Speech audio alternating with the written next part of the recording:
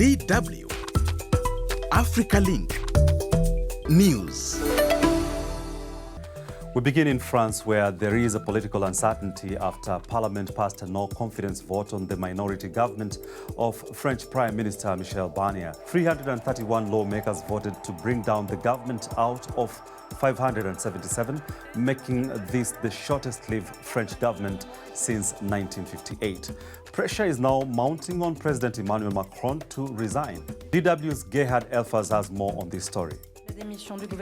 Lawmakers in France have ousted the government of Prime Minister Michel Barnier in a no-confidence vote. The motion was triggered by a fight over his austerity budget. Barnier is now set to resign, forcing President Emmanuel Macron to find a replacement.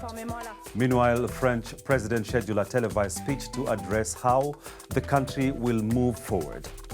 What do you make of this new development in France?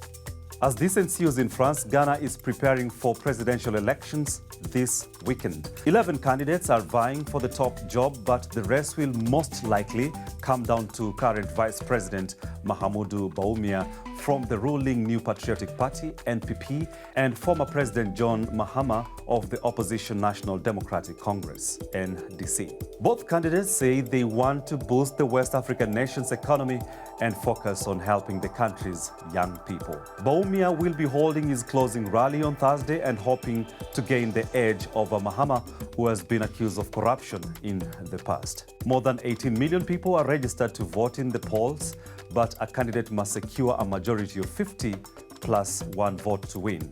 If not, there will be a second round of voting.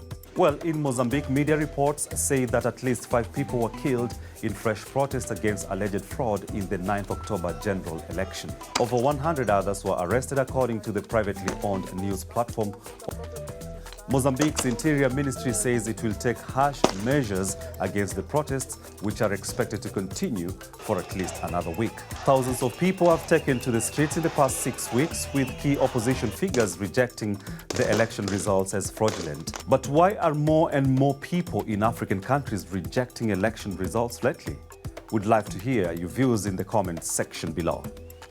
And finally, in the Central African Republic, a statue in honor of the late leader of Russia's Wagner group, Yevgeny Prighozhin, has been unveiled in the capital, Bangui. The monument shows Prighozhin in battle gear while holding a walkie-talkie next to his right-hand man, who is seen holding an AK-47 rifle. Both Russian military figures died under mysterious circumstances in a plane crash in August last year. And that's a wrap for today's news. Please come back tomorrow for more. On behalf of the entire crew, thank you. My name is George Okachi.